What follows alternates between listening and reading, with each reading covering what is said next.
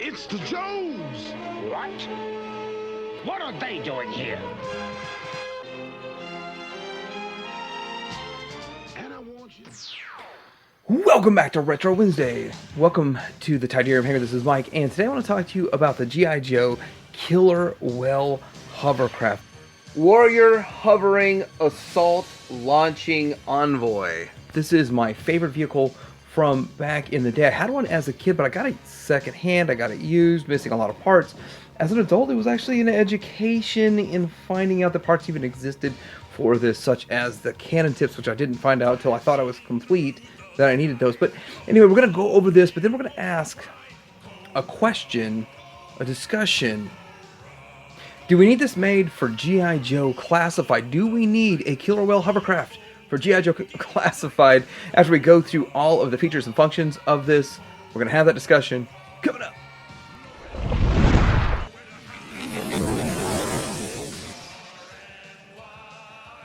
So before I get into this, I want to say that there's several good videos out there on YouTube already going super into detail about every aspect of this. So I'm going to go through all of the features quickly. But I've pulled this out for comparison so many times for so many things that I thought I reviewed it, but it turns out I didn't. And I'm glad, because it's something fun to talk about and it's a great topic to discuss. So getting into this, we are going to start with the fact that this is super ultra fragile. I do have two of these, and over the course of 2 years, I was acquiring parts to get this. And as we go through, I'll tell you the parts that were hardest to get and that I had the most trouble finding intact. So let's start by looking at it from the front. From the front, you're going to notice quite a few things. You're going to see the cannons. You're going to see two gunners. We're going to see Cutter back there piloting this thing and all this thing, or captaining this thing. And we've got missile launchers and all that. We're going to move our way to the back here. But first thing is first, we have this opening ramp here. And so with this ramp, it is kind of cool. It was a fun play feature back in the day, because it was like you open this up and you go, look at all of this space. Inside here, you can actually store quite a few figures. So there's foot pegs for 4 figures to stand, 2 foot pegs so they could each stand well. I'm not brave enough to put figures in those stands, but you could cram like 10, 12, 13 figures, cram them in there if you wanted to. So that's pretty cool. Or you could store spare parts for the spare broken parts if you wanted to. And this door here down below is actually in 2 pieces. It does split apart, or it's glued together, but it was originally just 2 pieces glued together. Now, one of the problems that I've found with this is these pieces here break. And in fact, I think I even have mine chipped here, but it holds it in place. But these are almost always broken. But then you get down here to the sled door. Now, the sled door itself is almost always broken, and it is a challenge. But it's fun, because if you can get the gimmick to work, it should do this. Okay, so here is the sled, and it does look pretty cool, and it's a recon sled. You can actually put a figure in there and all that. So when you open this up and then slide it in there, you put the figure in and slide it in there, and it's got all kinds of nice little detail. You got 2 wheels on the bottom, so make sure you have your wheels on the bottom. Now, one thing you can do, as you can see this blew apart, you could put some polish in there and then put this in here and just let it dry for, I don't know, overnight. And then you get it to where I did that with an extra sled. So it's going to hold together when you do this whole this launching thing. Now, getting in here, there are 2 white tabs that's going to push it forward. So when you load it, there's a couple things you can do when you load it, but I like to kind of depress the button as I load it. It's a very fickle kind of thing, and then let up on the button as I'm loading it. Then we kind of close that door. And if everything goes right, if everything goes right,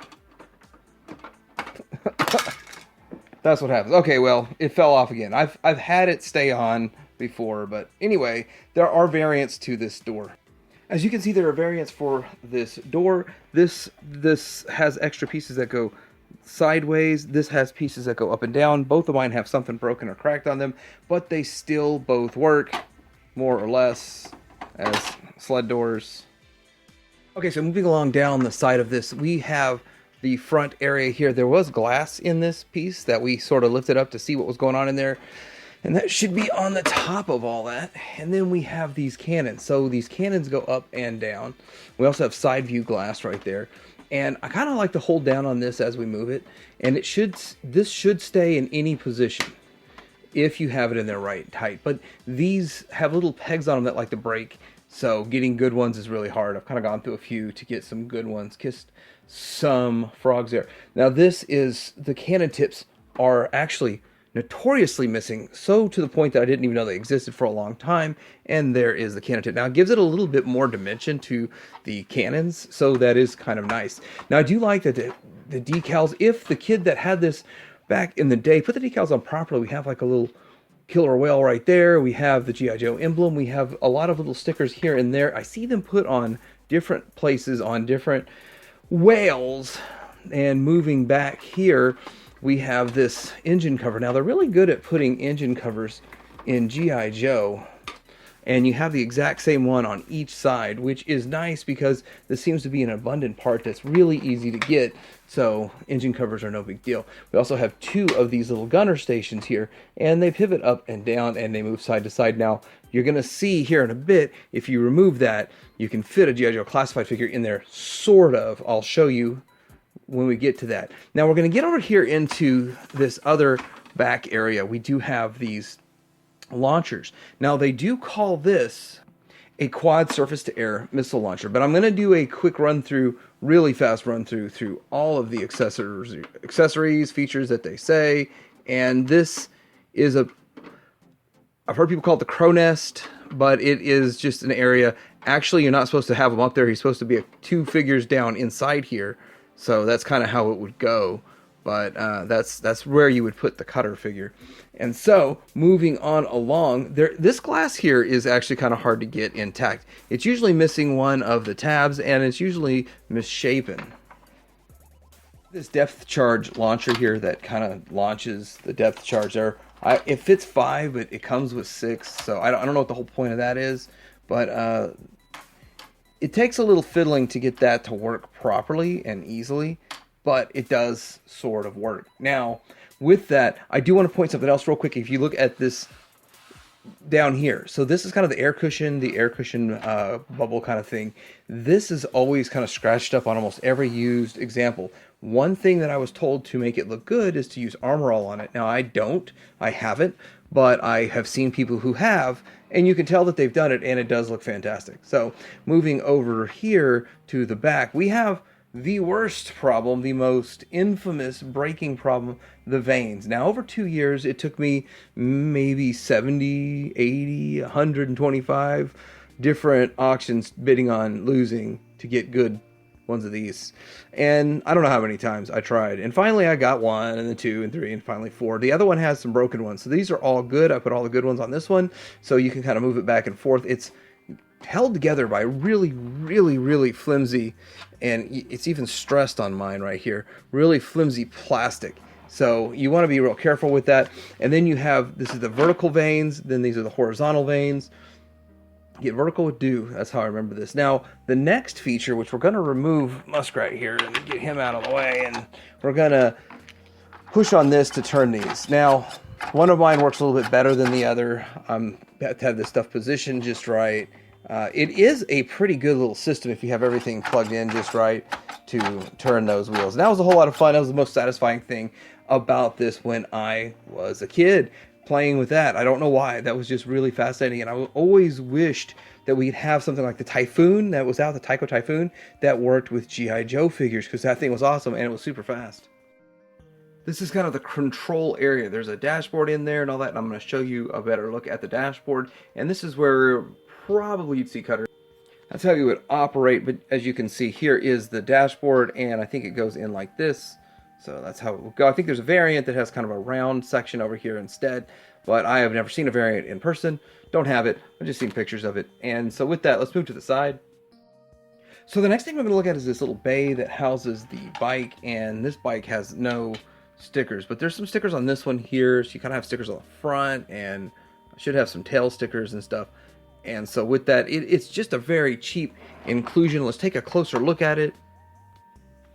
There it is. It's made up of 2 wheels. You do assemble it. It has 2 wheels. It has this handlebar piece and then 2 side pieces that clip together. And so with that, it is very simple and cheaply made, but it's a nice inclusion. And when you see it, I mean, whenever I see one of these, it just brings a smile on my face because I know what it goes to. You can also put a figure on it, which it's not really that great to put a figure on, but there it is, just a little mini bike, a nice little mini bike, gets the job done, pretty cool overall.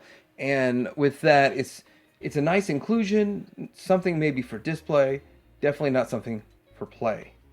Well, you could say that for this whole entire playset vehicle, which that's the thing. This is also a vehicle and a playset in one, but you definitely want to use it as a display piece. Take a quick look at the bottom of this thing here without everything falling off. But you do have 4 wheels and it rolls, and then you have this other compartment down here which you can pop off, which is really hard to get off, oddly enough. And it's just an empty square in there. Nothing to see here. A lot of people say that they think that it could have been planned to be motorized, but they kept that function out to make it less expensive, because it was already a pretty expensive vehicle to start. So that's how it looks underneath. So this is the comparison that most people compare this to, and it is the Cobra Bug. As you can see, it's kind of the counterpart to what's going on with the whale, as it's kind of aquatic and all that kind of stuff. Also, the hydrofoil. There it is, next to the hydrofoil. Don't worry about Zanzibar. I like to store him on there too. So, but that's kind of the lineup side by side that you would look at if you were doing this comparison. Another comparison would be the water moccasin, but as you can see with the water moccasin, it is so tiny compared to this, and yet for whatever reason, I don't think we're going to ever get a classified water moccasin. So that's just my belief. That's my feeling. But then again, we could, but we probably won't. And it could get repainted and stuff. I don't know why they don't do it. Why are they not doing these vehicles that get repainted Tiger Force? I don't know. And here this is in size comparison to probably my second favorite vehicle of all, the AW Striker. It's just so cool. Such a cool little dune buggy over there. And there is size comparison. Now for a look at all of the features, it has a puncture-resistant steel mesh nylon composite cushion, nylon micro mesh titanium alloy, skin armor plates, cannon elevated mechanism housing, has a 30 depth charge rack and deployment rack, horizontal pitch directional vanes, and vertical steering vanes on both sides, high-speed counter-rotational propellers. They rotate in opposite direction. 105mm cannons. It has a functional nose loading ramp. It also has a hydraulic powered cabin door that covers an armored cabin. Twin crow nest turrets with anti-aircraft guns.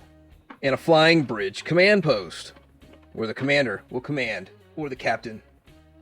Also features 2 quad-tube surface-to-air missile launchers.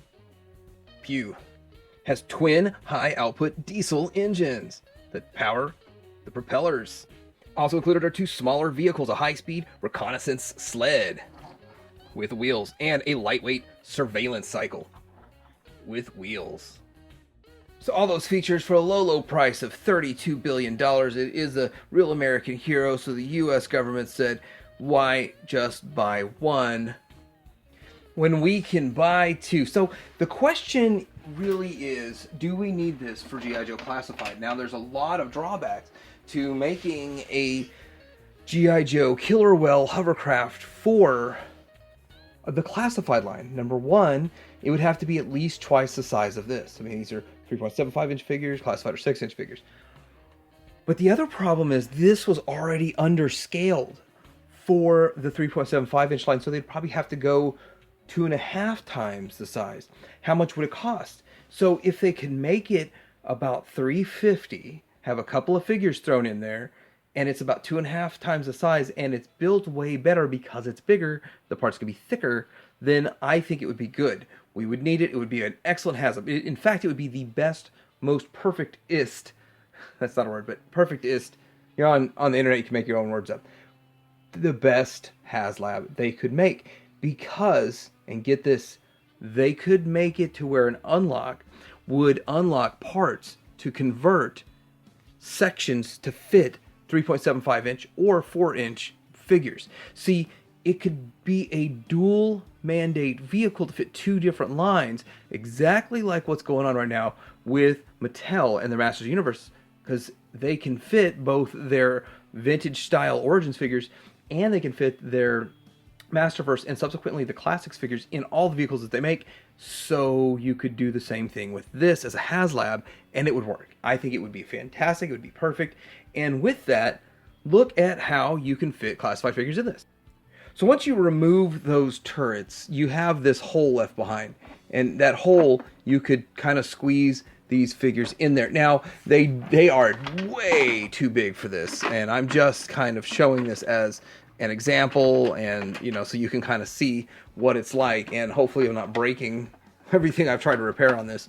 Their legs just go way down in there. You can't really fit a figure in there unless he's bunched up or something. But this is a great idea for HasLab. In fact, necessary. And it would also be a massive display piece because the way it's set up, you'd have probably two figures back here, two figures there, figure inside. You'd have figures with the sled, and you'd have the sled, a motorcycle. You'd have a whole lot of stuff. So you could probably, they say 8 figures can be displayed with this, but it would be a display piece. Also, I could see a lot of people doing this number where you have it on the side like this and you line your figures up next to it. But of course it would be much bigger, so the classified figure would come up to slightly, his head would come up to here. So theoretically, scale-wise, a classified figure would come up to that tall, so it would need to be that big. Now, is there a market for this? Heck yeah. So my ending comments here, I just want to say that the G.I. Joe Well is my favorite vehicle from vintage G.I. Joe. And I absolutely love it. It is painful to see very few surviving pieces that are intact. And it's very expensive. I'm still working on completing that one, but when I think I'm done, I think that one will be better than this one. So with that, it is a pain to complete a vintage one. The parts are brittle, they break. The mechanisms don't always work as well as they should. And with all of that, a modern one made better, kind of like what Super 7 did with the Thunder Tank, maybe a little cheaper because it would be produced in much higher quantities, would be awesome. And so with that, have you gone after trying to get a modern day priced vintage of this? And would you be in on a HasLab? So I'm curious down below. Like and subscribe. Teddy Airman Hanger out.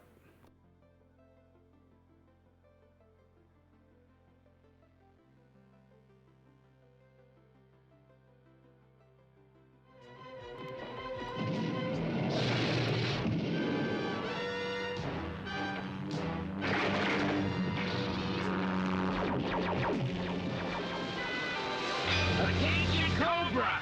Evacuate Red Rocket Drive-In with due haste! We will commence firing in 5